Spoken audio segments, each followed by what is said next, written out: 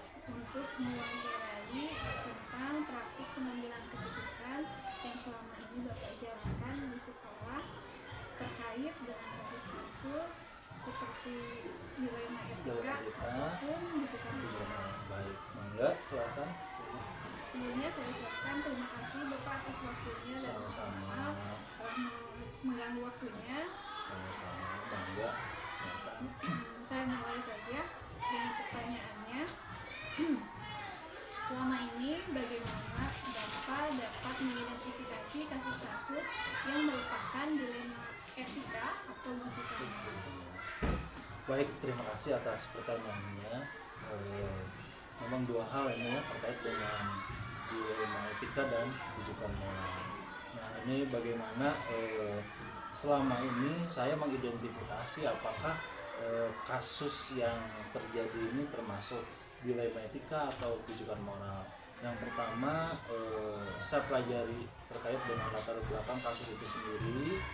Itu kenapa sih bisa terjadi munculnya kasus seperti ini. Kemudian setelah kita pelajari latar belakangnya, kita kategorisasi apakah ini masuk ke dilema etika atau ke rujukan moral atau ke kategori lain. Nah, selain itu juga saya meminta bantuan rekan-rekan guru maupun tenaga kependidikan untuk bisa membantu saya memilah apakah ini termasuk kasus yang berhubungan dengan dilema etika ataupun rujukan moral. Kenapa saya meminta bantuan? Karena memang ketika nanti saya mengambil sebuah keputusan atau kebijakan terkait dengan solusi atas sebuah kasus, itu harus betul-betul tepat, efektif, dan efisien. Itu seperti itu Bu, yang saya lakukan. Dan berarti ada tahapannya untuk Ya. bisa mengkategorikan kasus ini termasuk dilema etika ataupun Rujukan moral. Betul. Jadi tidak semerta-merta kita langsung menjudge ini Oh iya, iya. etika seperti Karena terkadang bias Bu ya, kasus ini kita anggap bahwa ini dilema etika, ternyata rujukan moral. Ada unsur subjektivity di sana. Baik, selama ini bagaimana Bapak menjalankan pengambilan keputusan di sekolah Bapak, terutama untuk kasus-kasus di mana ada dua kepentingan yang sama-sama benar atau sama-sama mengandung nilai kebajikan. Ya, baik, terima kasih. Bagaimana selama ini saya mengambil sebuah keputusan Bu ya, yang nanti menjadi sebuah kebijakan terutama untuk kasus-kasus yang memang mengandung dua nilai kebajikan yang sama-sama benar. Nah, tadi sama seperti tadi, pertama kita identifikasi dari kasusnya itu sendiri, kita pelajari betul-betul secara mendalam kasus itu. Kemudian selain itu juga saya memohon bantuan kepada rekan-rekan terkait dengan solusi atas sebuah kasus yang terjadi. Kemudian setelah itu barulah kita membuat keputusan. Nah, keputusan di sini tidak mudah Bu ya, apalagi ketika dalam sebuah kasus itu mengandung dua nilai kebajikan yang sama-sama benar. Gitu. Ketika kita dihadapkan sama satu sisi yang ini benar dan sisi yang lain pun benar. Nah, ini bukan hal yang mudah, sehingga kita harus betul-betul cermat dalam membuat sebuah keputusan. Jadi tahapannya sama seperti tadi, ada tahapannya. Kita pelajari dulu secara mandiri oleh saya sendiri. Kemudian setelah itu saya minta beberapa rekan, terutama yang berhubungan secara langsung dengan permasalahan yang terjadi, untuk kita sama-sama mengidentifikasi sebuah permasalahan dan sama-sama kita mencari solusi atas permasalahan yang terjadi. Itu mungkin Bu. Baik, berarti memang benar Bapak yang tadi katakan ada langkah-langkah. Iya. Dalam hal ini apakah ada langkah-langkah seperti prosedur, seperti apa yang biasa Bapak lakukan selama ini? Mungkin lebih ke proseduralnya. Iya. Ketika ada masalah. Baik, terima kasih. Kalau kita berbicara tentang langkah atau prosedur, yang pertama kita identifikasi Bu ya, latar belakang kasusnya seperti apa. Kemudian yang keduanya kita kategorisasi. Kemudian yang ketiganya kita identifikasi siapa saja yang akan dilibatkan dalam permasalahan atau dalam penyelesaian kasus tersebut. Kemudian setelah itu kita buatkan beberapa alternatif atau solusi atas permasalahan tersebut. Setelah alternatif atau solusi itu ada, kemudian kita libatkan lagi orang-orang, termasuk apabila memang dibutuhkan orang tua untuk penyelesaian sebuah permasalahan, ya kita libatkan orang tua untuk kita sama-sama mencari solusi. Jadi dari awal, dari identifikasi permasalahan atau latar belakang kasus itu sampai menentukan solusi itu ada beberapa langkah yang biasanya saya tempuh. Kalau misalnya dalam hal misalnya ada kasus seperti melibatkan peserta didik, Ya. apakah ada prosedural sendiri misalnya nih Pak? Ya. Ada kalanya orang tua itu langsung inginnya tuh Instan gitu. langsung Ya. naik ke kepala sekolah. Ya. Apakah ada penerapan prosedural tertentu dalam hal ini? Betul. Nah, sebetulnya ketika di awal tahun pembelajaran terutama itu dalam rapat orang tua murid itu kita sampaikan terkait dengan prosedur penanganan sebuah permasalahan atau kasus yang terjadi di sekolah. Itu langkah awalnya mungkin anak itu bisa menghubungi ke wali kelasnya dulu. Nah, dari wali kelas nanti akan dilibatkan juga, selain wali kelas itu ada guru bidangnya. Nah, kemudian setelah itu apabila belum terpecahkan atau belum ada solusi yang tepat, itu baru naik ke kepala sekolah. Tapi memang tadi seperti yang Ibu sampaikan, tidak sedikit yang orang tua itu langsung ke kepala sekolah. Nah, ini kadang ya menjadi pekerjaan yang ekstra juga buat saya, sehingga alurnya harus mundur, Bu. Jadi ketika kasus itu sudah masuk ke saya atau permasalahan itu sudah masuk ke saya, jadi saya harus mundur, harus bertanya ulang ke wali kelasnya atau guru bidangnya atau ke anak tersebut. Tapi kalau misalnya alurnya maju, dari anak sudah menceritakan ke wali kelas, menceritakan ke guru bidang, baru ke saya bisa tinggal mendengarkan dan memberikan arahan-arahan atau saran-saran terkait dengan solusi yang ada. Tapi kalau langsung kasusnya naik atau sampai ke saya, itu saya harus mempelajari lagi, mundur dari awal gitu. Nah, itu padahal sudah disampaikan di awal kalau setiap permasalahan itu yang pertama tidak dibuat di status WhatsApp ya, atau di media sosial, tidak dimuat di media sosial. Yang keduanya ada prosedur.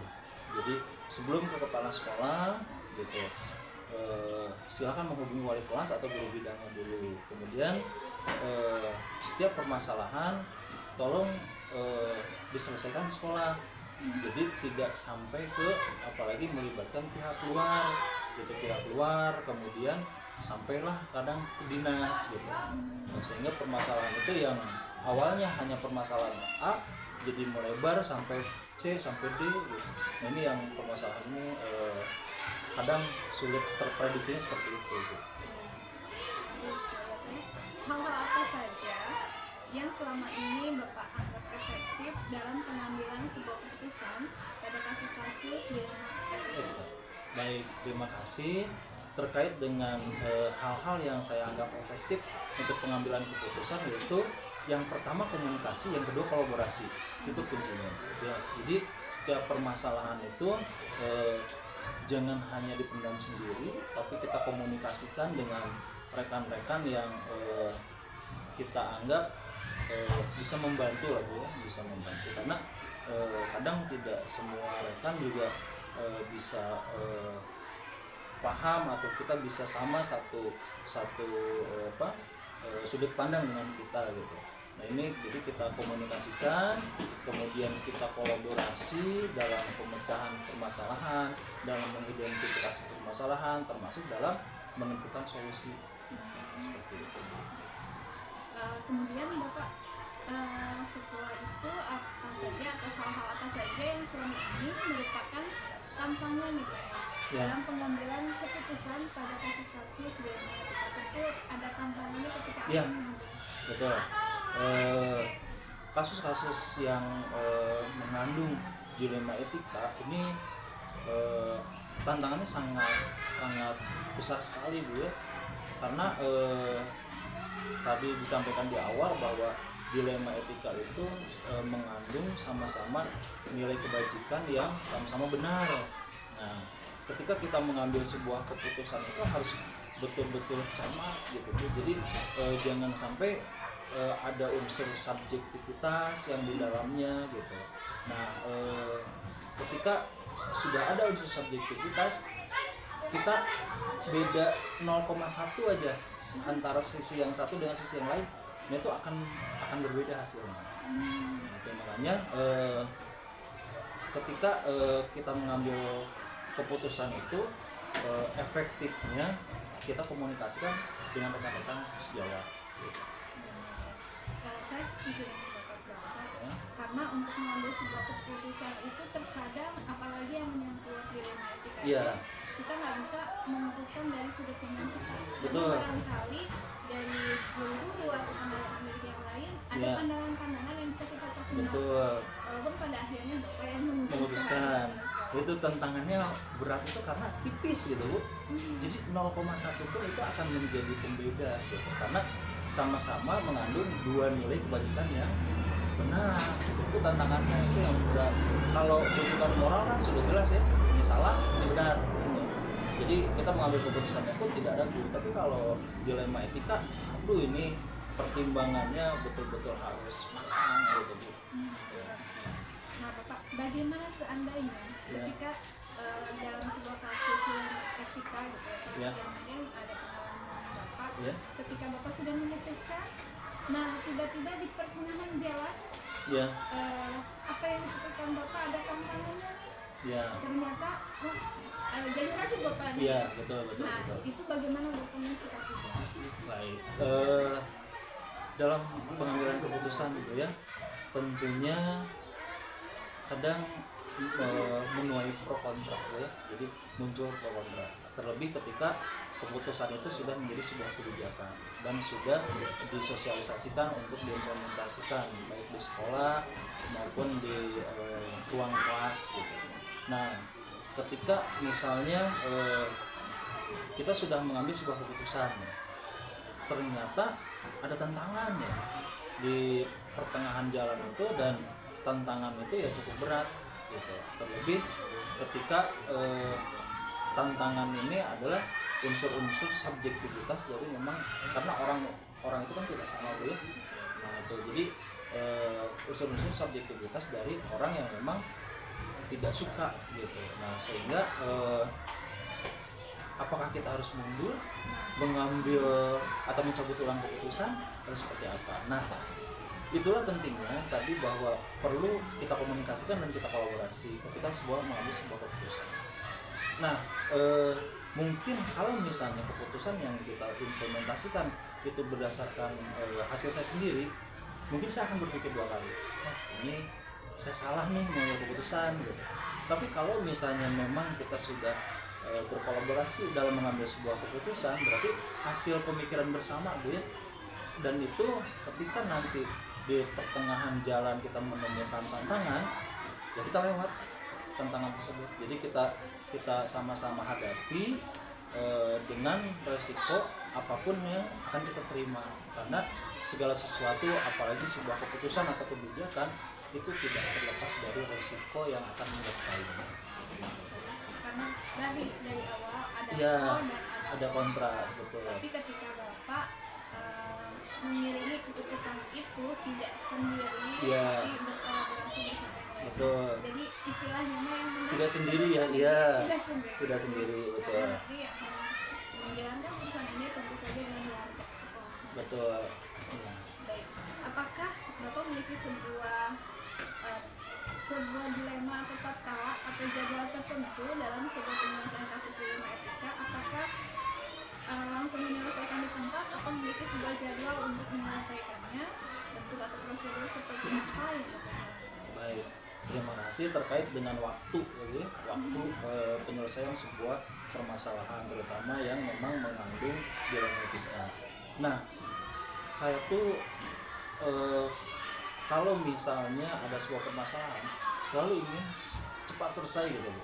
Jadi kalau misalnya terutama masalah-masalah yang berhubungan dengan peserta didik, termasuk dengan orang tua peserta didik Bu ya, Jadi ketika kasus itu muncul, itu sebisa mungkin harus selesai saat itu juga, sebisa mungkin. Nah, tapi kalau misalnya tidak bisa selesai hari itu dan kita harus melibatkan orang tua atau harus melibatkan orang lain yang memang membutuhkan waktu. Nah, di situ saya biasanya menunda apakah besoknya, tapi tidak sampai dengan berlarut gitu. Jadi harus selesai pokoknya secepatnya. Nah, kalau misalnya memang permasalahan itu misalnya belum jelas Bu, masih ragu atau remang-remang terkait dengan latar belakang munculnya permasalahan tersebut. Nah, biasanya saya mengalokasikan waktu untuk penyelesaiannya. Gitu. Jadi untuk kita identifikasi dulu, kita kumpulkan data dulu, baru setelah data itu terkumpul, secepatnya kita alokasikan waktu untuk kita selesaikan permasalahan tersebut. Jadi ada dua, ada yang insidental, ada yang memang kita mengalokasikan waktu, tergantung permasalahan yang terjadi. Berarti untuk masalah waktu sendiri tidak sekat gitu ya Pak, bisa Iya. fleksibel tergantung dari kasusnya. Iya. Yang diselesaikan secara insidental Iya. ataupun ada yang memerlukan Waktu, betul. tergantung barangkali berapa tidaknya sih kasus Ya, tersebut. dan banyak tidak melibatkan orang. Karena kita juga mempertimbangkan hal itu. Iya, betul. Baik. Dalam hal ini adakah seseorang atau faktor-faktor apa yang selama ini bisa mempermudah atau membantu Bapak dalam pengambilan keputusan untuk kasus-kasus dilema itu? Baik, terima kasih untuk seseorang. Biasanya saya melibatkan itu lebih dari satu orang, Bu. Jadi ketika ada sebuah permasalahan gitu, itu saya melibatkan itu lebih satu orang. Itu minimal 2 orang. Misalnya guru kelasnya dengan guru bidangnya, gitu, guru bidang PAI ataupun guru bidang PJOK. Nah, tidak jarang juga ketika ada sebuah permasalahan satu anak yang didik aja, itu saya melibatkan semua guru dalam penyelesaiannya. Nah, jadi jarang sekali saya menyelesaikan sendiri. Gitu. Kenapa? Karena memang saya butuh ketika membuat sebuah keputusan itu saya butuh pemikiran orang juga. Gitu. Kemudian kadang juga saya melibatkan termasuk korlas. Jadi ada permasalahan-permasalahan yang biasanya timbul, kemudian orang tuanya itu tidak terima gitu. Misalnya anak, orang tuanya itu tidak terima, terus bilang bahwa Pak di rumah mah enggak, anak itu berlaku seperti ini gitu. Kemudian saya hubungi Korlas. Nah, biasanya Korlas memberikan gambaran gitu. Jadi seseorang ataupun orang lain yang membantu saya itu guru atau pendidikan termasuk Korlas juga. Enggak, terus saja gitu. Satu hal lagi Ya. penghujung dari kita percakapan hari ini, satu pertanyaan lagi nih. Dari semua hal yang Ya. telah Bapak sampaikan, pembelajaran apa yang dapat Bapak petik dari pengalaman Bapak mengambil keputusan dalam kasus ini? Baik, terima kasih. Tentunya setiap permasalahan itu akan ada hikmah ya. Setiap apa yang terjadi itu akan ada hikmah. Nah, termasuk dari permasalahan yang terjadi di sekolah, gitu. Termasuk permasalahan yang mengandung dilema etika. Nah, pembelajaran apa yang saya petik dari permasalahan ini? Yang pertama, saya bisa menjadi lebih dewasa. Jadi bagaimana saya bisa menjadi bijaksana ketika memandang sebuah permasalahan. Jadi tidak lagi menggunakan unsur-unsur subjektivitas, tidak lagi menggunakan ego, emosi itu dalam menyelesaikan sebuah permasalahan. Jadi saya terpacu menjadi atau terbentuk menjadi lebih dewasa secara karakter gitu. Kemudian yang paling utama kita harus menjadi lebih sabar gitu ya. Jadi menjadi lebih sabar. Terkadang kita yang niatnya ingin menjadi penengah atas sebuah permasalahan, malah kita yang menjadi tersangka lah bisa dibilang gitu. Jadi malah kita yang menjadi disalahkan gitu. Jadi ada pertanyaan, lalu pihak sekolah selama ini kemana gitu, padahal kita sudah ekstra melaksanakan pengawasan, pembimbingan kepada anak-anak, dan dalam hal itu kita tuh hanya ingin menyelesaikan sebuah permasalahan yang terjadi, tapi tiba-tiba orang tua itu malah melebar ke sana kemari. Nah disitulah kita harus betul-betul sabar, kemudian kita pun jadi introspeksi diri, apakah yang dikatakan orang tua itu memang benar. Kami dari pihak sekolah, kurang pengawasan dan sebagainya, mungkin menjadi bahan evaluasi, bahan masukan dan bahan perbaikan untuk kita. Mungkin itu pembelajaran yang bisa saya ambil. Bapak luar biasa sekali penjelasannya, saya juga jadi banyak belajar nih Pak. Alhamdulillah. Ternyata kepala sekolah itu sangat luar biasa dalam hal ini, benar sekali apa yang Pak katakan, harus lebih sabar, Ya. kemudian memiliki pengelolaan emosi yang baik, Betul. dan bisa memandang dari berbagai sudut. Sudut, betul. Ya, Bapak terima kasih sekali Sama-sama. untuk percakapan hari ini, wawancaranya. Terima kasih untuk waktunya. Sama-sama. Semoga sehat selalu. Amin, terima kasih. Sukses selalu Bu Nok. Ya. Terima kasih Bapak. Assalamualaikum warahmatullahi wabarakatuh. Assalamualaikum warahmatullahi wabarakatuh. Perkenalkan, nama saya Nok Roswati. Saya adalah CGP Angkatan 11 dari SD Negeri Cikuber Mandiri 1, Kota Cimahi. Saat ini saya ada tugas untuk mewawancarai pemimpin sekolah terkait dengan pengambilan keputusan berbasis nilai-nilai kebajikan sebagai pimpinan. Sebelumnya saya ucapkan terima kasih Ibu atas kesediaan dan peluang waktunya untuk penyempatan hadir dalam sesi wawancara ini. Baiklah, kita mulai wawancaranya Ibu. Yang pertama, selama ini bagaimana Ibu dapat mengidentifikasi kasus-kasus yang merupakan dilema etika atau rujukan moral?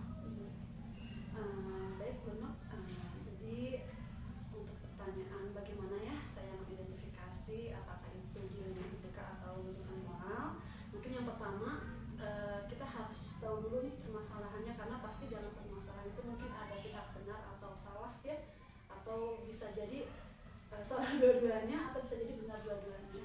Jadi yang pertama mungkin kita identifikasi dulu atau analisis dulu nih, apakah permasalahan itu benar dengan benar atau benar dengan salah atau salah dengan salah. Nah jadi kalau misal benar dengan benar, itu mungkin bisa saya anggap sebagai dilema etika ya, itu benar dengan benar, atau kalau misalnya ada pihak benar atau pihak salah, saya rasa itu mungkin rujukan moral ya, seperti itu.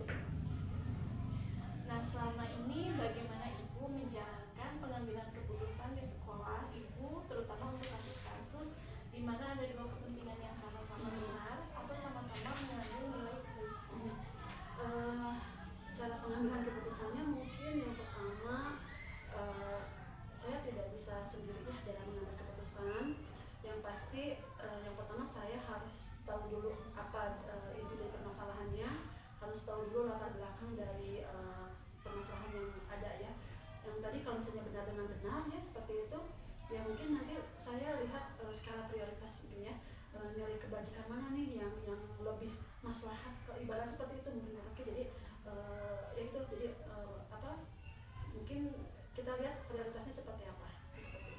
Jadi prioritas mana yang lebih urgent begitu. Baik. Untuk langkah-langkahnya atau prosedurnya seperti apa yang biasa Ibu lakukan selama ini? Langkah-langkah atau prosedurnya mungkin yang pertama tadi sudah saya sampaikan bahwa saya cari dulu nih fakta-fakta di lapangannya seperti apa, cari dulu latar belakangnya apa, jadi tidak langsung menjudge gitu, seperti itu. Kalau kita sudah mengetahui latar belakangnya, kemudian saya musyawarahkan dengan pihak-pihak terkait ya, pihak-pihak yang berkepentingan di situ.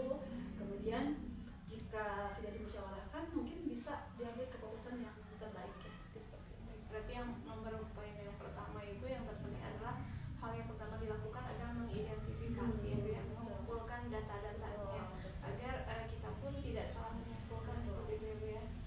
Nah berikutnya setelah penerapan langkah-langkah, lalu bagaimana atau hal-hal apa saja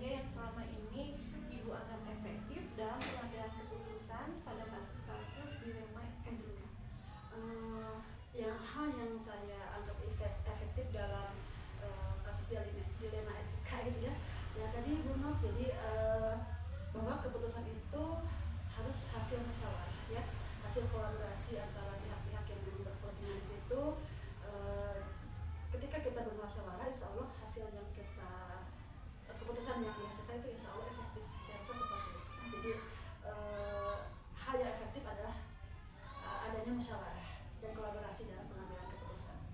Benar sekali ya Bu ya, saya setuju dengan pendapat Ibu. Bagaimanapun juga dengan musyawarah itu karena mungkin dalam sekolah itu ada sebuah komunitas, sehingga kita walaupun pada akhirnya ya Ibu yang akan mengambil keputusan, namun dimusyawarahkan akan lebih baik diketahui semua gitu ya atas keputusan bersama seperti itu. Lalu hal-hal apa saja Ibu yang selama ini merupakan tantangan dalam pengambilan keputusan pada kasus-kasus dilema etika, di mana kan dilema etika itu benar lawan benar ini. Jadi yang sama-sama di sini ada nilai-nilai gitu. Tentu ada tantangan Ya, tantangannya mungkin kita harus bisa mencari mana yang lebih prioritas karena sama-sama benar tadi ya. Jadi ketika sama-sama benar kita susah nih, pasti agak susah memutuskan. Jadi kita harus bisa mencari mana yang tadi lebih urgensi atau misalnya mana yang lebih prioritas. Jadi seperti itu. Kemudian juga tantangannya mungkin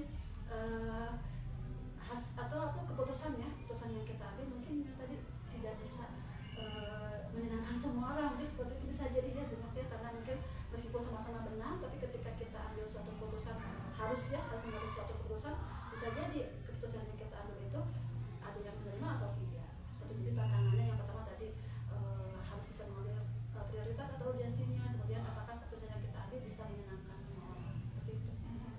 Berarti tantangannya harus ketika menghadapi pro dan kontra berarti harus lebih siap. Betul. Nah, lalu bagaimana jika seandainya ketika sudah diambil sebuah keputusan oleh Ibu, ketika keputusan itu sudah dilaksanakan, sudah dikeluarkan, kemudian ada pro dan kontra di depan kita gitu. Nah, bagaimana Ibu cara menghadapi? Saya rasa pro dan kontra itu pasti ada ya, sebaik apapun keputusan kita gitu. Tapi kembali lagi mungkin sebagai kepala sekolah ya, jadi saya mungkin memang harus melihat sisi dari kemaslahatannya tadi ya, mana nih yang lebih maslahat buat semua orang itu seperti itu. Jadi pastikan dalam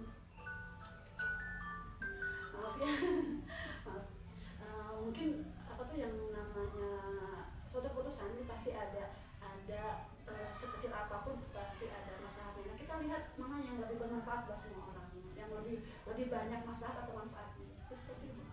Dikaji, bukan akan Dikaji lagi. Ketika ada tantangan di depannya itu, apakah ini Ibu akan mundur ataukah akan betul. dikaji ulang. Nah, apakah Ibu memiliki sebuah atau tatkala atau jadwal tertentu dalam sebuah penyelesaian kasus dilema etika? Apakah Ibu langsung menyelesaikan di tempat atau memiliki sebuah jadwal untuk menyelesaikannya? Bentuk atau prosedur seperti apa yang akan Ibu jalankan? Kalau jadwal mungkin tidak ya, benar ya. Saya rasa kalau jadwal khusus untuk penyelesaian masalah saya rasa tidak, karena kan permasalahan tidak selalu ada setiap saat ya. Dan alhamdulillah saya rasa di sini juga tidak terlalu banyak menghadapi permasalahan, alhamdulillah itu. Jadi tapi ketika ada jadi kondisional mungkin ya. Ini kondisional, tidak ada jadwal khusus, dan kondisional situasional. Jadi ketika ada suatu permasalahan yang harus saya selesaikan, tadi apakah misalnya langsung saat itu di tempat atau seperti apa, saya rasa saya lihat dulu permasalahannya seperti apa. Kalau memang harus diselesaikan saat itu juga ya berarti harus saat itu. Tapi kembali lagi nggak bisa saya sendiri, tetap saya mungkin akan memanggil pihak-pihak yang bisa membantu saya. Kemudian kalau misalnya permasalahan itu bisa saya kaji dulu, karena kalau mau kaji kan nggak bisa sebentar ya, pasti agak perlu beberapa hari mungkin, karena tadi cari data dulu, cari fakta dulu, mungkin akan agak lama. Nah itu jadi kalau permasalahannya memang harus di tempat ya harus mungkin ya seperti, tapi sekali lagi nggak sendiri. Tapi kalau bisa saya kaji terlebih dahulu, ya mungkin saya lihat dulu nih, saya pikirkan dulu seperti apa nih permasalahannya, harus seperti apa, seperti itu. Kemudian kalau prosedurnya ya mungkin tadi saya cari dulu fakta-faktanya dulu ya seperti itu, kemudian nanti saya bicarakan dengan pihak terkait melalui musyawarah itu seperti itu. Terkait prosedur nih Bu, barangkali di sini apakah prosedurnya itu misalnya sesuai dengan SOP-nya ketika ada masalah pada suatu kasus di anak gitu, kemudian kadangkala orang tua itu langsung ke kepala sekolah gitu. Apakah harus melewati baiknya mungkin ke guru kelas dulu kemudian baru ke ibu gitu, bagaimana? Mungkin kembali lagi mana karena kan kita tidak bisa memperkirakan ya ada suatu permasalahan. Biasanya yang terjadi kalau di sekolah saya ini jadi nggak langsung ke kepala sekolah. Biasanya ini yang terjadi gitu ya. Jadi kalau misalnya seperti apa SOP-nya, seperti saya rasa tidak ada prosedur yang SOP gimana kalau untuk saya khususnya ya. Jadi biasanya kalau ada suatu permasalahan khususnya ke murid di kelas itu biasanya murid ke wali kelas dulu. Nah, jika misalnya melibatkan orang tua, biasanya orang tua yang menyampaikan dulu ke wali kelas. Ketika wali kelas bisa menyelesaikan sendiri ya sudah, tidak perlu sampai ke kepala sekolah. Itu biasanya ada permasalahan yang cukup di wali kelas, jadi bisa diselesaikan oleh wali kelas. Tapi ketika ada suatu permasalahan yang tidak bisa diselesaikan oleh wali kelas, maka wali kelas akan menyampaikan ke saya, dan nanti biasanya saya akan memanggil nih orang tuanya. Apakah ya betul dipanggil, jadi nanti orang tua yang langsung menyampaikan ke saya seperti itu. Berarti dalam prosedur tidak tertulis sebetulnya, Ya, hanya saja sudah ada alurnya betul.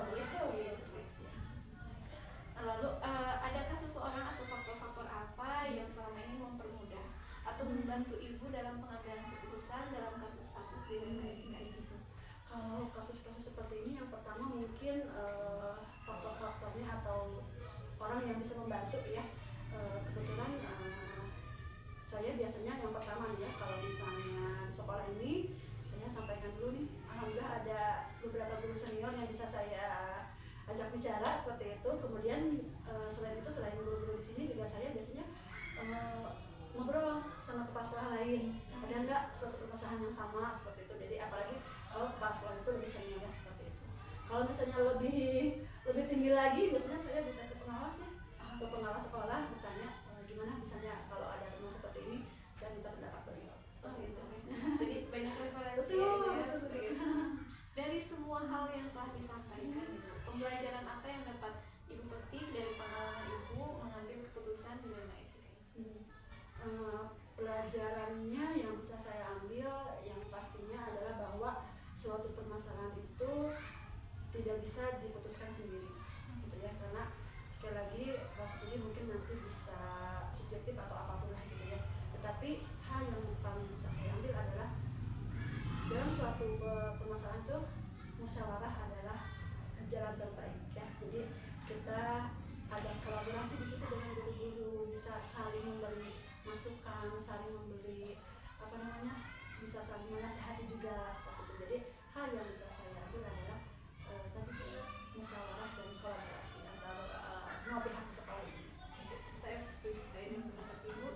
Ibu terima kasih banyak atas waktunya, luar biasa sekali pengalamannya, menjadi ilmu untuk saya sendiri. Semoga nanti kedepannya bisa lebih sering lagi dengan ibu, karena ternyata banyak sekali hal-hal yang bisa kita ambil dari sini. Insya Allah. Saya cukupkan sekian. Assalamualaikum warahmatullahi wabarakatuh.